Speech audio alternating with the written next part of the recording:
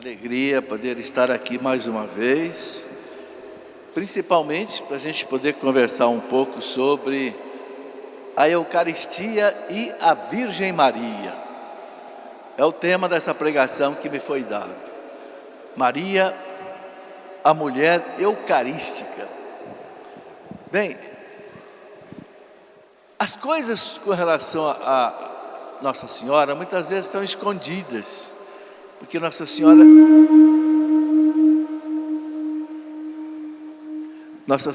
é aquela pessoa humilde, escondida, mas a igreja sabe ir descobrindo os tesouros que existem na vida de Nossa Senhora.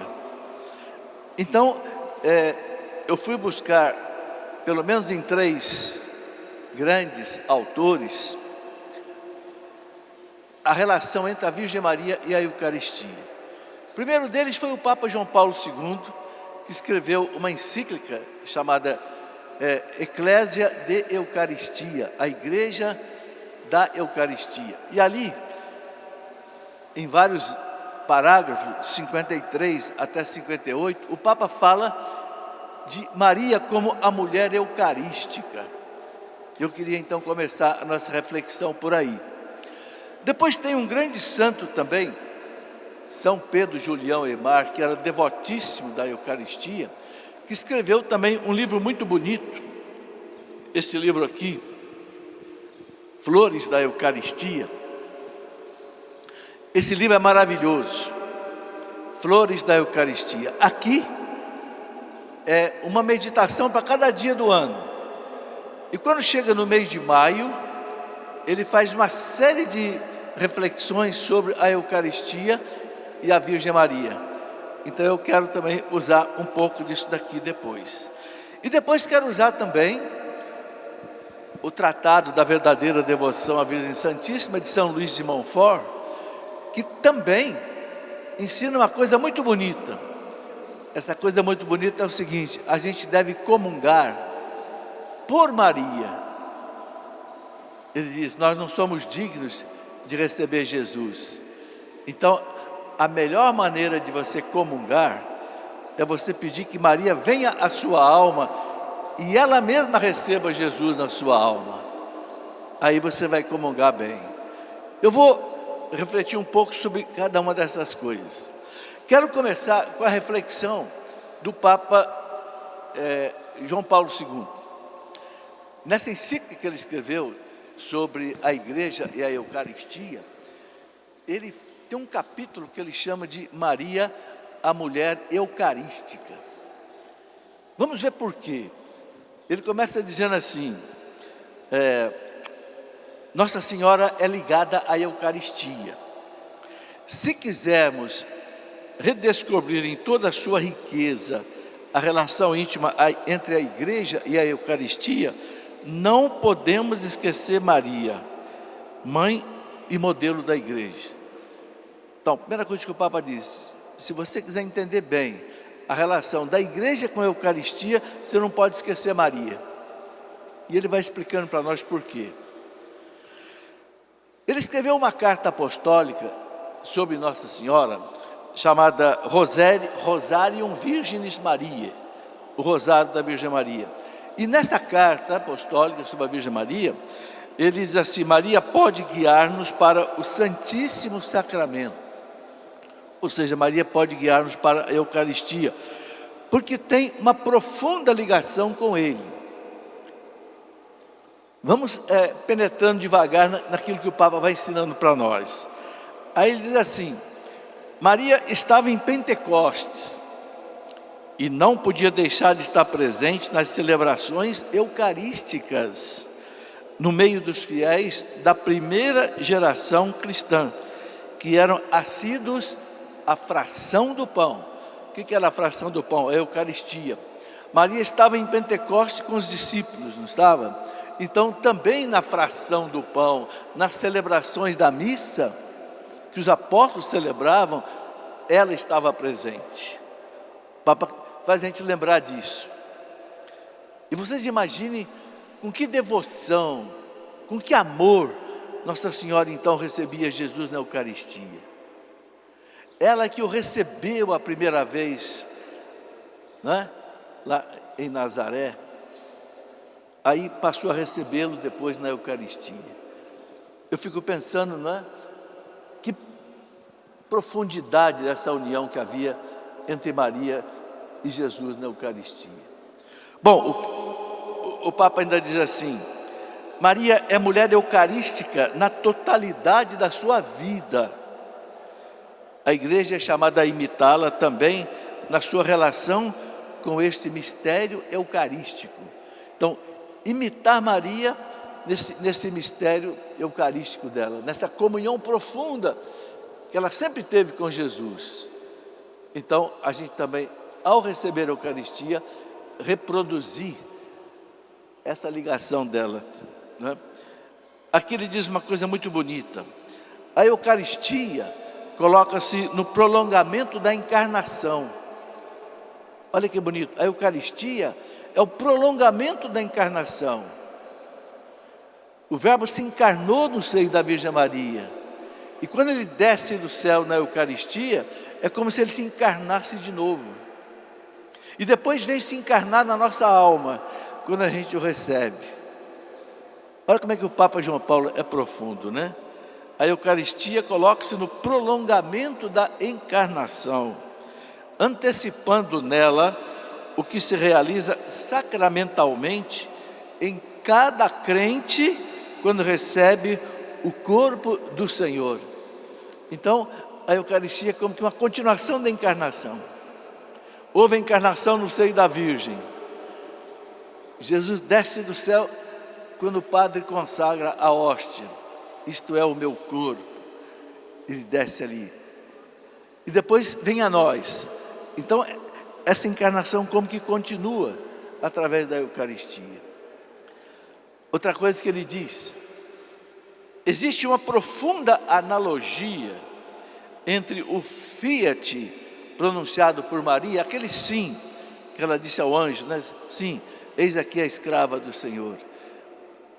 Então o Papa diz: existe uma profunda analogia entre o fiat pronunciado por Maria em respostas às palavras do anjo e o amém que cada fiel pronuncia quando recebe o corpo do Senhor na Eucaristia. Olha que bonito. Quando o anjo disse a ela que ela ia ser a mãe do Salvador, ela disse: amém, sim, faça-se em mim. E o Papa diz: isso meio que se repete quando você recebe a Eucaristia e você diz amém para o ministro, né? Ou seja, eu quero receber Jesus. Então aquilo que ela diz para o anjo, eu quero receber Jesus, você está dizendo quando você comunga. E o Papa diz aqui, né? De certo modo, Maria praticou a sua fé eucarística ainda antes de ser instituída a Eucaristia. Antes de ser instituída a Eucaristia, o Papa diz, ela já praticou a sua fé eucarística quando ofereceu o seu ventre virginal para a encarnação do Verbo de Deus. Então, ela se tornou o primeiro sacrário, né? Antes de a gente receber, antes de Jesus instituir a Eucaristia como sacramento, para que a gente pudesse receber Jesus, ela já o recebeu lá em Nazaré. Então foi o primeiro sacrário vivo. O Papa compara Nossa Senhora com o ostensório que ontem nós caminhamos aí, né? Por quê? Porque ele disse, ela foi levar Jesus a Santa Isabel, a festa que a gente celebra hoje, né? A visitação de Nossa Senhora a Santa Isabel. E que coisa bonita, né? Aquele sacrário vivo, que é ela carregando Jesus, saiu lá de Nazaré e foi até a Judéia, na cidade de Aim-Carém, onde morava Isabel. A gente compara com a procissão de ontem, em que Jesus anda pelas ruas da cidade, né? Então o Papa compara a Virgem Maria com esse ostensório, que caminha pelas ruas levando Jesus, assim como ela caminhou de Nazaré até a Judéia para ir à casa de Isabel. Muito bonito isso que o Papa diz.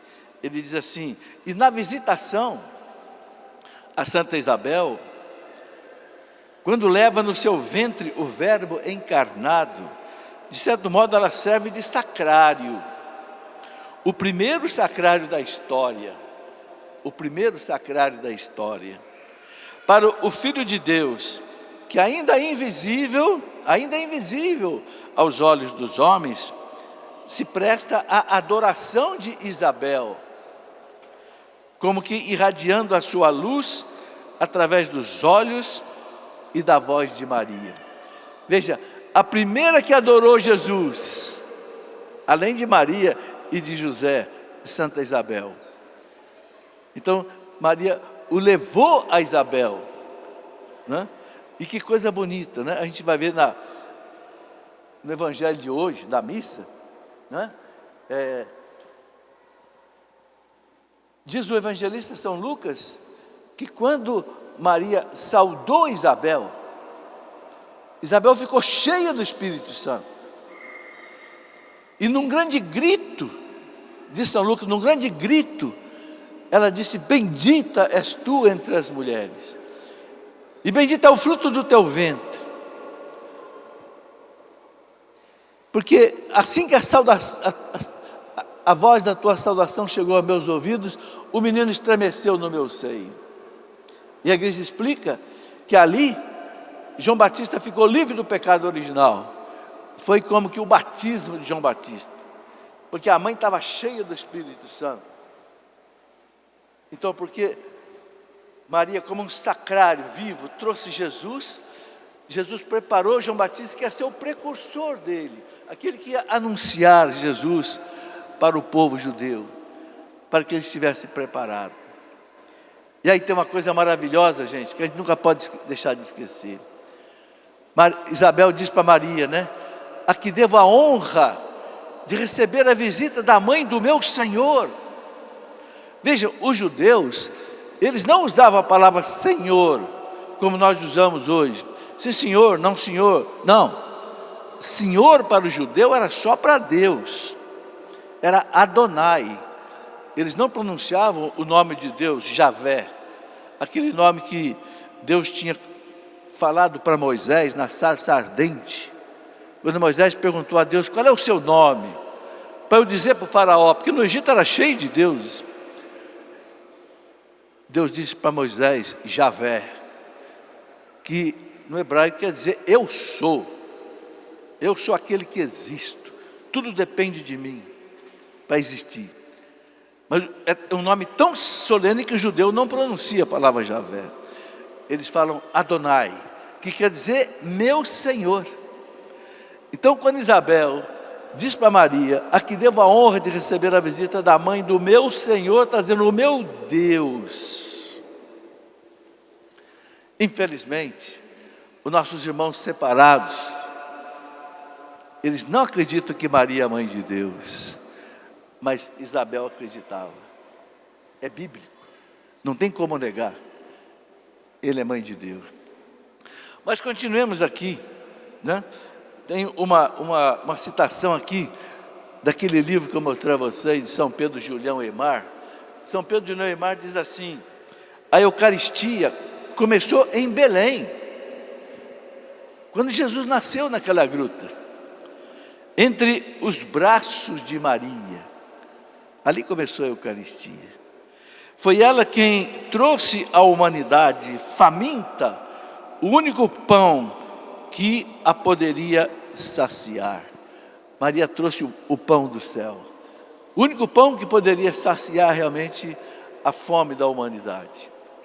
E ele diz aqui: a Santíssima Virgem desempenhava aos pés da Eucaristia perene missão de oração e de penitência. Tratava da salvação do mundo, abraçava as necessidades dos fiéis. Eu fico imaginando a adoração que Nossa Senhora devia fazer da Eucaristia. Como a gente faz, e vamos fazer daqui a pouco aqui, adoração ao Santíssimo. Fique imaginando, ela que o conheceu vivo, o gerou no seu seio. Então, São Pedro de Julião e Mar diz que ela ali então abraçava as necessidades dos seus filhos.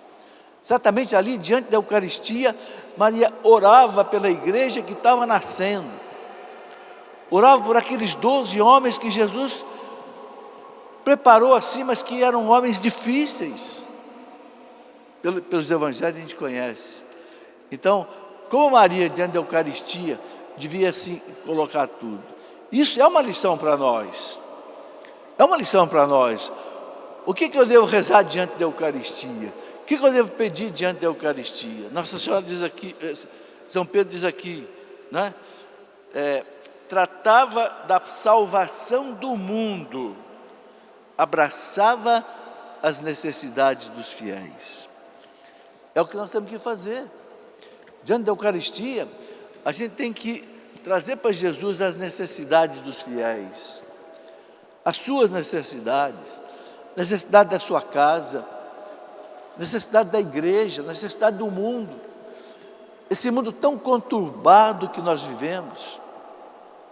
Nós temos que reparar diante de Jesus, como Maria certamente reparava, os ultrajes, sacrilégios, indiferenças, ofensas que Jesus recebe. Quantos e quantos sacrários são profanados? Quantas e quantas hóstias são roubadas, levadas às vezes para a tal missa negra, que é uma missa oferecida ao demônio. Daí esse santo ensina. Muita gente me pergunta, como é que eu devo fazer uma adoração ao Santíssimo? Quando eu vou lá para o sacrário, quero ficar 1 hora ali, o que eu devo rezar? São Julião ele ensina, faça como Maria. Ele ensina 4 partes. Divida 1 hora em 15 minutos cada parte. Na primeira hora, você adore Jesus, como Maria o adorava. Louve Jesus. Você pode usar, por exemplo, a Bíblia, usar os salmos. A palavra salmo quer dizer louvores. Se você não sabe como louvar Jesus, abra sua Bíblia. Pega lá um Salmo 32, um Salmo 90, e você deixa aquela palavra aí se transformando em louvor. Segundo, você pode fazer a oração de intercessão, pedir por você, pedir pela sua casa, pedir pelo mundo, pedir pela igreja, pedir pelas almas do purgatório, pedir pelos doentes. Quanta intercessão a gente pode fazer? Depois, terceiro, a gente pode fazer reparação. Reparação. Eu gosto muito daquela oração. Até eu rezo o texto da misericórdia todo dia às 3 da tarde, pelas minhas redes sociais.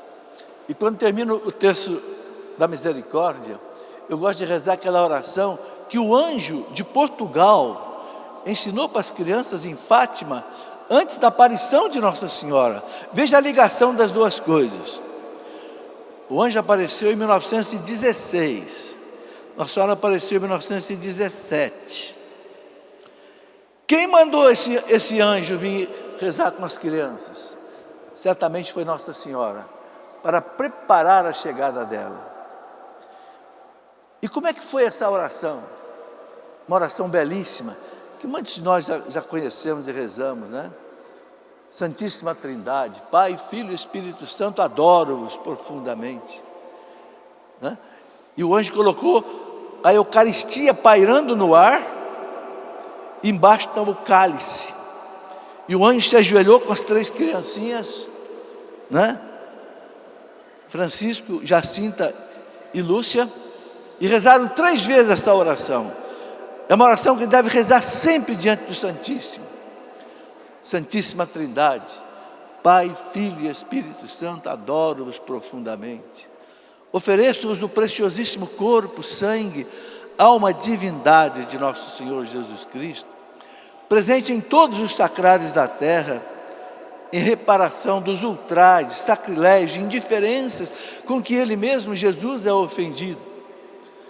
e pelos méritos infinitos do seu Santíssimo Coração e do coração imaculado de Maria, coração imaculado de Maria, peço-vos o quê? A conversão dos pobres pecadores. Meu Deus, eu creio, adoro, espero e amo-vos. Peço-vos perdão pelos que não creem, não adoram, não esperam e não vos amam.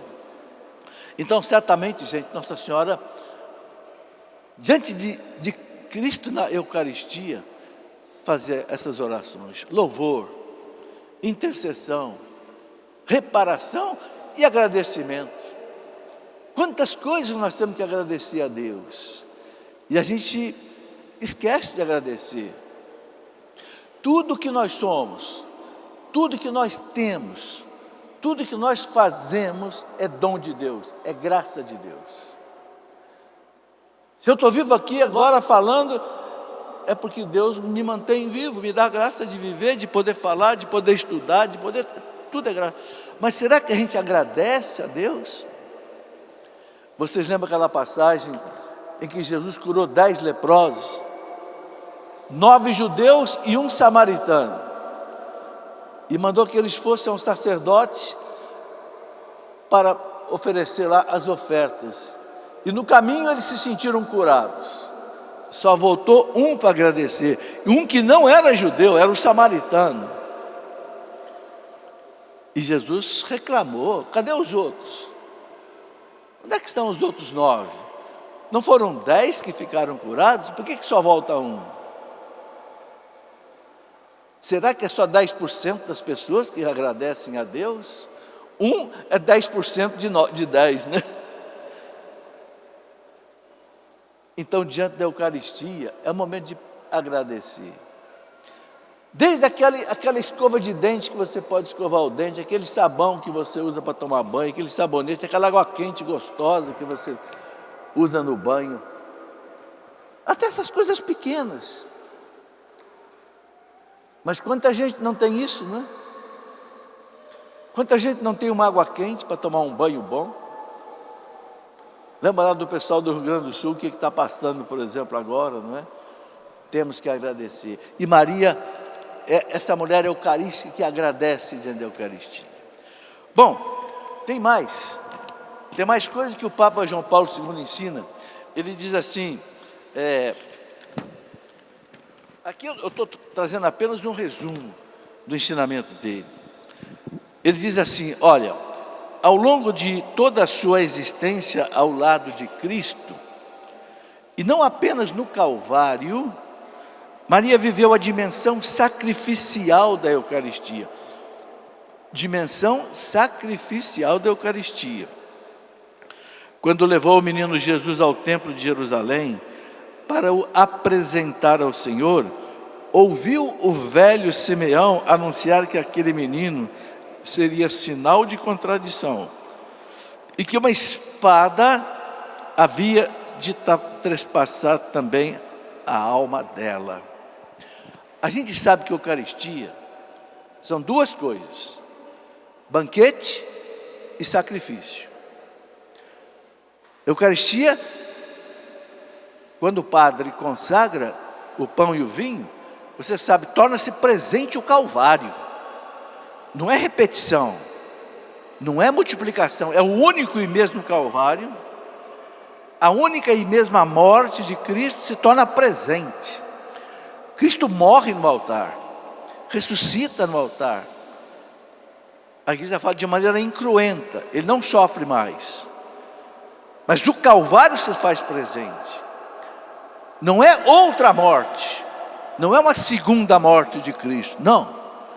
Nossos irmãos evangélicos pensam que a gente mata o Cristo toda vez que a gente celebra a missa. Não, não e não e não. É a única morte dele, a única que se faz presente. Então a Eucaristia é presentificação do Calvário. Você pergunta, mas como, professor? Que o Calvário que aconteceu há 2000 anos atrás vai estar presente aqui agora?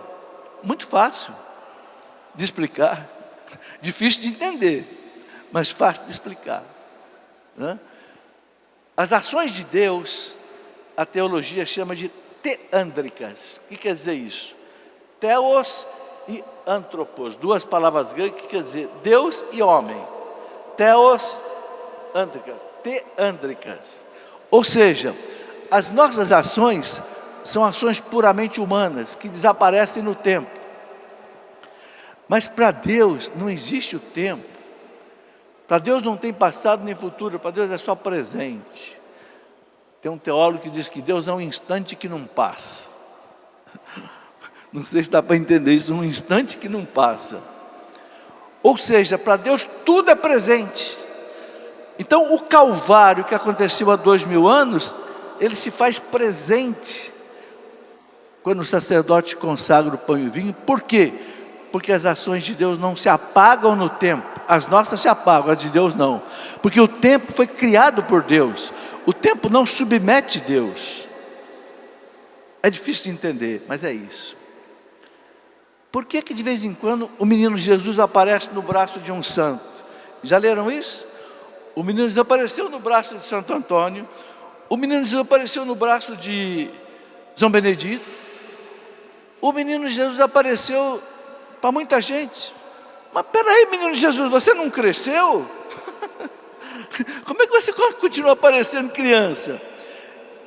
É porque não passa no tempo a infância de Jesus. Vocês entenderam? Jesus ele pode aparecer como criança, do jeito que ele quiser, pode aparecer na cruz, ele pode aparecer com a idade que ele quer, porque o tempo não apaga a sua realidade. Que coisa maravilhosa, é Deus, né, gente? Então, o Papa diz que na Eucaristia, ou melhor, ele diz aqui, né, que ao longo de toda a vida de Maria, ela viveu, não só no Calvário, ela viveu a dimensão sacrificial da Eucaristia, ou seja, ela viveu o sacrifício da Eucaristia. Por quê? Durante toda a vida dela. Porque desde que ela apresentou o menino lá no templo de Jerusalém, o velho Simeão já disse: uma espada vai atravessar seu coração. E ela sentiu essa espada no Calvário até o fundo, né? Imagina uma mãe, sabendo que é mãe de Deus, santo, santo, santo, ver esse filho pregado numa cruz, insuportável. Ela participou desse sacrifício, né? O Papa diz, né, da dimensão sacrificial da Eucaristia.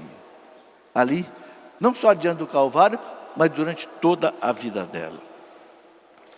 Preparando-se dia a dia para o Calvário, Maria vive uma espécie de Eucaristia antecipada. Eucaristia não é o sacrifício de Cristo que se faz presente? Então o Papa diz, preparando-se dia a dia da sua vida, né, para o Calvário, Maria vive uma espécie de Eucaristia antecipada. O sacrifício de Cristo que reviverá na sua participação na celebração eucarística, presidida pelos apóstolos como memorial da paixão. E aqui ele faz uma outra reflexão bonita. Ele diz assim, tudo isso está naquela encíclica, naquela carta apostólica dele, ou encíclica, né? A Eclésia de Eucaristia. Eu publiquei isso num livro. Esse livro, aliás, não está aqui. É um livro que eu escrevi, que eu chamei de O Segredo da Sagrada Eucaristia. Eu publico isso, um capítulo desse livro.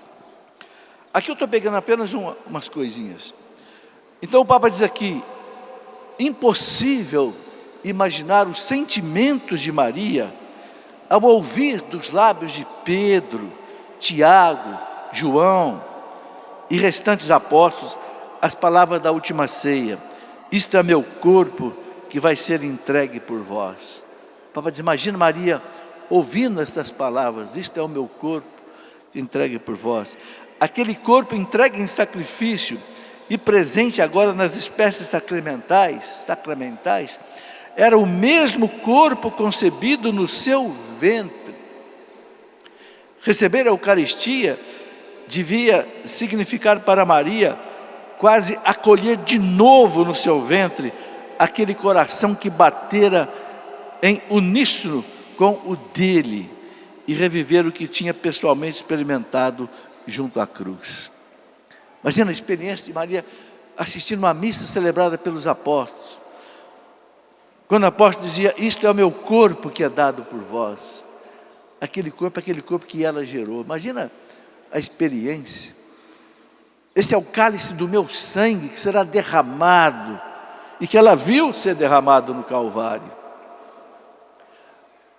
É impressionante como é que o Papa João Paulo II tem esse sentimento profundo de Maria e da Eucaristia.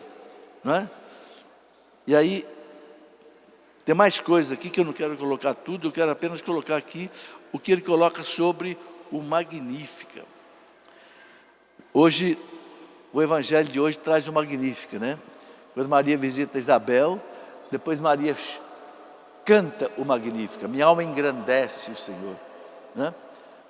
Magnífica quer dizer engrandecer, elogiar, né? Então o Papa diz, se o Magnífica exprime a espiritualidade de Maria, nada melhor do que esta espiritualidade nos pode ajudar a viver o mistério eucarístico. Recebemos o dom da Eucaristia para que a nossa vida, a semelhança da de Maria, seja toda ela um Magnífica. Olha que comparação bonita. Quem recebe a Eucaristia, a sua vida deve ser como que um Magnífica, ou seja, um louvor a Deus. A vida deve ser um louvor a Deus. E aí ele diz aqui, eu quero colocar essa última citação do Papa. Ele diz assim, viver o memorial da morte de Cristo na Eucaristia significa também receber a exemplo de João, aquela que sempre de novo nos é dada como mãe. Significa ao mesmo tempo assumir o compromisso de nos conformarmos com Cristo, entrando na escola de Maria. Isso eu acho muito bonito. Vou repetir. Viver o memorial da morte de Cristo na Eucaristia, ou seja, participar da missa, o memorial de Cristo na Eucaristia, né? Deve levar cada um de nós, ele diz aqui, a um compromisso de nos conformarmos com Cristo, entrando na escola de Maria. Aí eu quero falar um pouquinho dessa escola de Maria. Qual é o grande desejo de Deus para nós, gente? O grande desejo de Deus para nós é que cada um de nós seja a imagem de Jesus. Está lá na Bíblia. Carta de São Paulo aos Romanos, capítulo 8, versículo 29. O que está escrito lá em Romanos 8, 29? São Paulo diz, Deus nos predestinou para sermos conformes à imagem do seu Filho. Olha qual é o desejo de Deus. Deus quer que a gente seja a imagem de Jesus. Eu gosto daquela música que o Padre Zezinho fez. Amar como Jesus amou, sorrir como Jesus sorria, viver como Jesus vivia, né? É isso. O dia que a gente tiver conformidade com Jesus, aí o Pai vai olhar para nós e vai dizer, este é meu filho bem amado, em quem eu ponho toda a minha afeição. E o Papa diz então, que para a gente chegar nisso, a gente tem que entrar na escola de Maria. E como é que a gente entra na escola de Maria? De duas maneiras. É isso que eu queria agora, nesse final de conversa, colocar. Primeira maneira que você entra na escola de Maria, quando você se consagra a Maria. Muitos aqui já conhecem a consagração de São Luís de Montfort, né? Belíssima. São Luís de Montfort e também Santo Agostinho diz uma coisa muito bonita. Eles chamam Maria de a forma Dei. O que quer dizer a forma Dei? A forma de Deus. Que forma é essa? Santo Agostinho. Ele diz, é a forma de formar santos. E aí faz uma comparação muito bonita. A comparação é a seguinte: se você quiser fazer uma imagem, você pode usar dois processos. Você pode pegar um bloco de madeira e esculpir a imagem. Mas aí você vai demorar muito. Você tem que ser um artista, não é? Que nem o Michelangelo. O Michelangelo pegava um bloco de pedra e transformava num anjo, transformava na Pietà. Mas aí tem que ser um artista, um gênio. Demora muito. Mas tem um outro jeito de você fazer uma imagem. É você usar uma forma. Quase que todas as imagens que nós temos são feitas numa forma.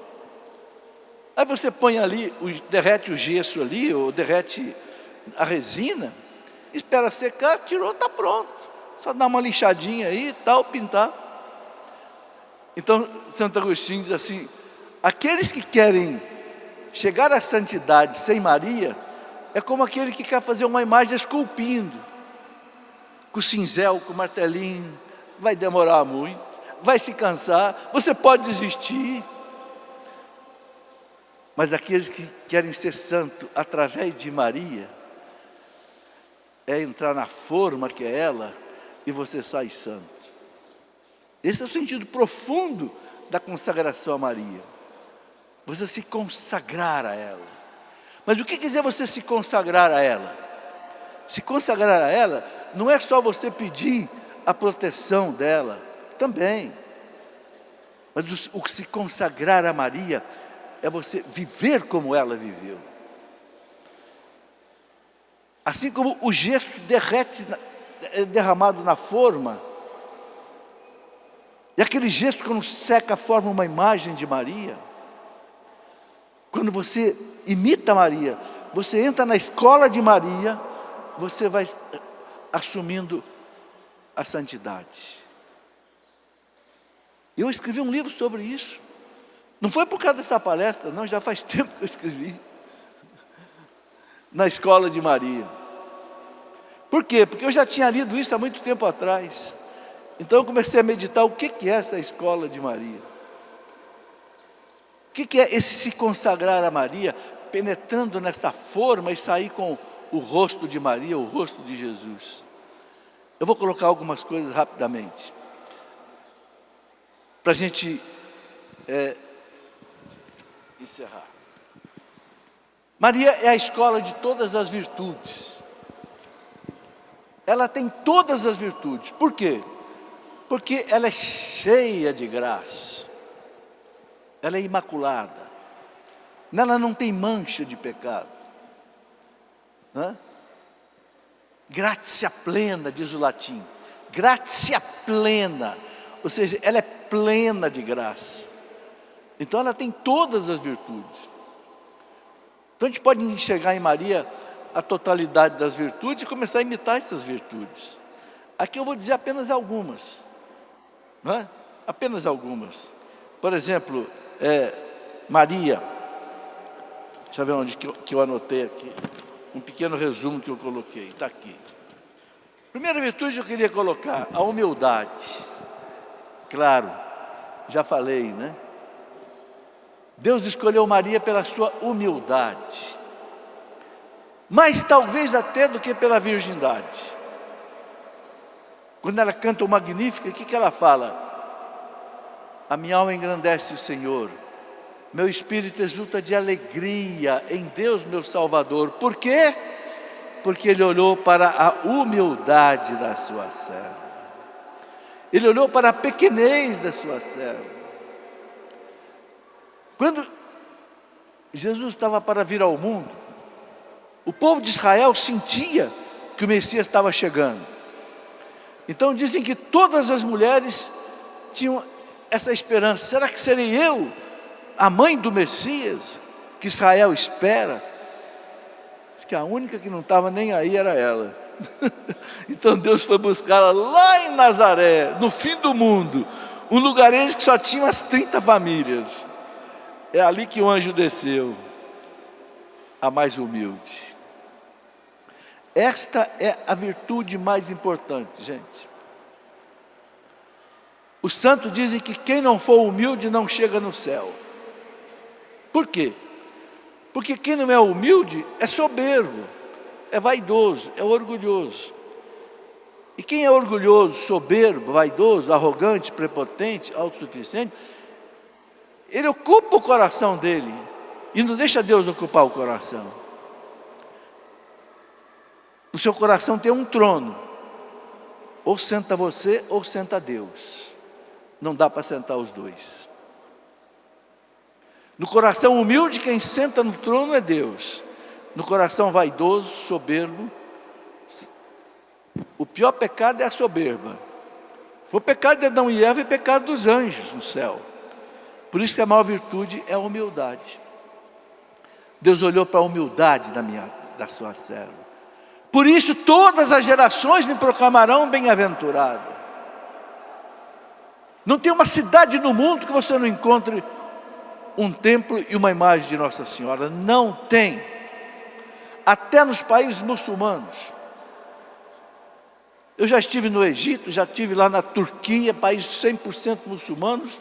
Estive em Constantinopla, tem igrejas e lá você tem a imagem de Nossa Senhora. Você pode ir na China, pode ir no Japão, pode ir nesses países todos onde tem 3, 4% só de católicos, você vai encontrar Nossa Senhora e a imagem dela ali. Todas as gerações. Por quê? Porque Jesus disse, aquele que se humilha será exaltado. Quanto mais se humilha, mais vai ser exaltado. Ninguém se humilhou como ela.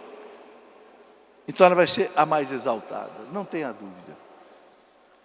Gente, que coisa maravilhosa.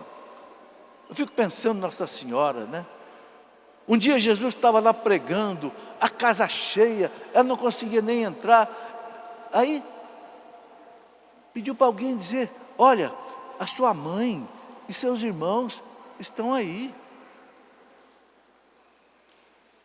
Ela podia muito bem dizer, ô gente, alô, ó, eu sou a mãe desse moço, abre alas. Né? Ela tinha todo o direito de dizer, eu sou a mãe desse homem que vocês estão vendo fazendo milagres. Não, ela se esconde. Maria aparece 3, 4 vezes só no Evangelho. É impressionante, ela aparece quando o anjo anuncia que ela vai ser mãe. Ela aparece nas bodas de Caná. Ela aparece quando perde Jesus lá no templo de Jerusalém. E ela aparece no Calvário. Maria só aparece nas horas difíceis. A pessoa que é humilde, ela aparece nas horas difíceis. O soberbo, o arrogante, o prepotente, ele gosta do aplauso. Então ele aparece quando tudo está bem. Quando o circo pega fogo, é o primeiro que some. Mas aquele que é humilde, não. Alguém disse que nessa tragédia do Rio Grande do Sul, alguns disseram uma coisa muito verdadeira. É nessas horas que você sabe quem é grande e quem é pequeno. É nessas horas que você sabe quem realmente ama o próximo de verdade, ou você sabe quem é bandido, que muitas vezes usa da situação até para roubar, para assaltar. Não houve isso? Gente no meio daquela enchente toda assaltando, roubando, a ponto da polícia ter que enfrentar a água para acabar com crime numa hora dessa. É nessa hora que você nota quem é verdadeiramente bom e quem é verdadeiramente mau. Então, gente, essa é a primeira grande lição de Maria, a humildade. Nunca ser orgulhoso, nunca ser soberbo. Santa Catarina de Sena dizia, não seja um ladrão da glória de Deus. Quando é que eu sou ladrão da glória de Deus? Quando eu faço alguma coisa, agora eu quero aplauso. Não, senhor. Se você fez alguma coisa de bom, é graça de Deus. São Tiago fala, todo bem, toda graça desce do Pai do céu. Então eu não posso querer aplauso. Eu não posso querer ocupar o primeiro lugar. Não seja um ladrão da glória de Deus. Eu gosto muito dessa frase de Santa Catarina de Sena. Diga como Santa Teresinha: eu quero o último lugar da fila, porque ninguém vai brigar comigo por causa do último lugar. As pessoas brigam por causa do primeiro lugar, né? Ninguém briga por causa do... Teresinha dizia: eu quero o último lugar. Não é o que Jesus disse: eu vim para servir, não vim para ser servido. Bom, depois, gente, tem tantas outras virtudes. Claro que aqui eu não vou colocar tudo, mas, por exemplo, a virtude, né? Por exemplo, anotei algumas coisas. A pureza de Maria, virgem perpétua, dogma de fé, né? Depois, né? A fé de Maria. A fé de Maria. Gente, a fé se manifesta quando você está sofrendo e você não questiona Deus, você não culpa Deus. Maria ouviu seu filho morrer naquela cruz ensanguentado, 3 horas de uma agonia insuportável. O evangelista diz que ela estava de pé aos pés da cruz, stabat, do latim, de pé, oferecendo seu filho pela salvação do mundo. Uma mulher de fé, uma mulher que viu a espada de Simeão acompanhar a vida dela inteirinha, e nunca se voltou contra Deus. Mal o menino nasceu, já teve que fugir para o Egito, porque Herodes vinha vindo para matar o menino. Maria podia dizer: ó Deus, que história é essa, ó Deus? O Senhor me dá seu filho, e agora permite que um Herodes da vida querer matar seu filho? Eu tenho que fugir na madrugada para o Egito, aí, atravessar um deserto do Sinai, com temperatura de 40 graus de dia, 0 grau de noite. Ô Deus, onde é que o Senhor está? Não.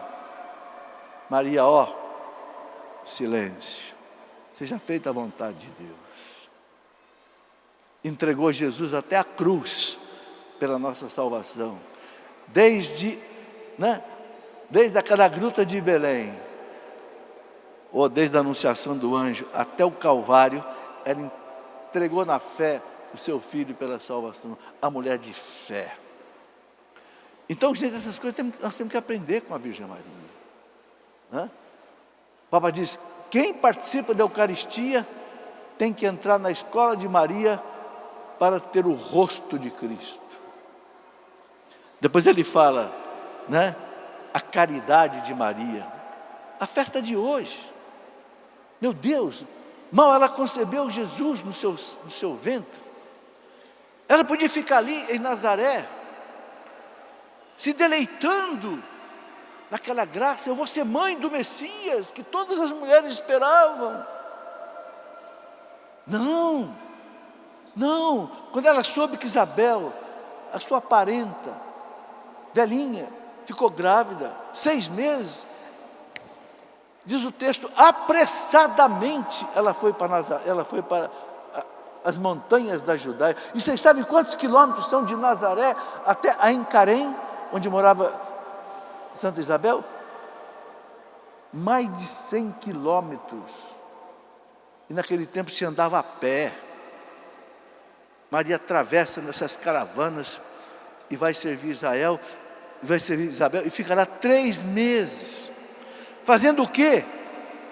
O que será que Maria fez na casa de Isabel? Eu acho que vocês podem me dizer. Será que ela cozinhava, lavava a roupa, arrumava a casa? Não era isso?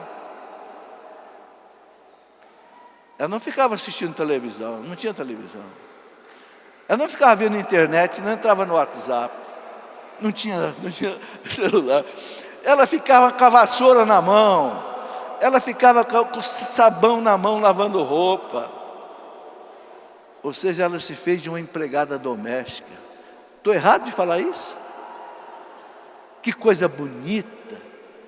Olha a dignidade das empregadas domésticas. Você que por acaso é empregada doméstica, se orgulhe disso, porque Maria foi uma empregada doméstica na casa de Isabel.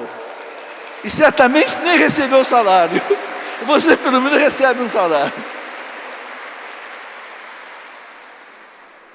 Que coisa bonita, gente. a diligência de Maria. Diligência é essa prestação em servir, né? Temos que aprender isso.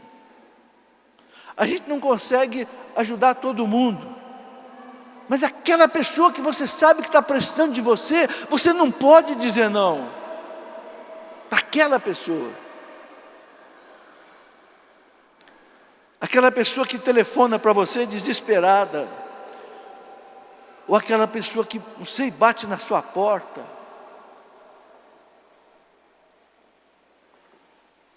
Esse é o próximo mais próximo.